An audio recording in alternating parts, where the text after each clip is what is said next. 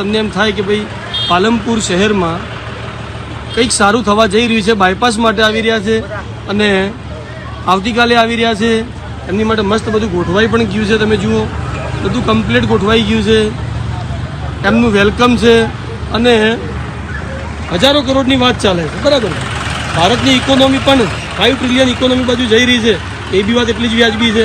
પણ તમને બીજી એક મસ્ત વસ્તુ બતાવું મિત્રો, આ બધું તો થાય જ છે, બરાબર છે, કરોડો રૂપિયા થઈ રહ્યા છે, 1000 કરોડ રૂપિયા. આ 1000 કરોડ રૂપિયાની પછી આ આગળ તમને એક મસ્ત એક દિવાલ જેવું બતાવું છું. આ તમે દિવાલ ધ્યાનથી જોજો, સામે તમને જે દિવાલ દેખાય છે, આ દિવાલ છે ને છે મિત્રો, તમને ખબર છે? આખી દિવાલ જે બનાવી છે આરી, શું લાગે છે? હશે ને દિવાલ છે, એમના વર્ડિંગ્સ માટે લગાવી છે, લોકલ ફોર વોકલ માટે લગાવી છે. લોકલ ફોર વોકલની વાત છે, પણ આ બધી એજન્સી બીજી કામ કરી રહી છે. પાલનપુરની અંદર કોઈ છે નહીં, એટલે બહારની એજન્સીઓ કામ કરવા અહીંયા પાલનપુરમાં આવી છે. પણ કંઈ વાંધો નહીં, આપણે એમાં આપણો વિષય છે નહીં.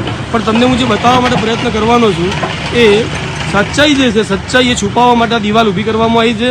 અને સીએમ સાહેબને પાલનપુરની અંદર પણ લોકો હજી પણ 2 ટાઈમ ખાવાના ફાંફા છે અથવા ઝૂંપડપટ્ટીમાં રહે છે એવું દેખાઈ ન જાય એના માટે આ દિવાલ બનાવવામાં આવી છે. આ દિવાલની પાછળ ખૂબ જ મોટી એક આખી ઝૂંપડપટ્ટી છે. આપણે 5 ટ્રિલિયન ઇકોનોમીવાળા માણસો છીએ, પણ આજે પણ આપણે પડદાથી ઝૂંપડપટ્ટીને ઢાંકવી પડે છે.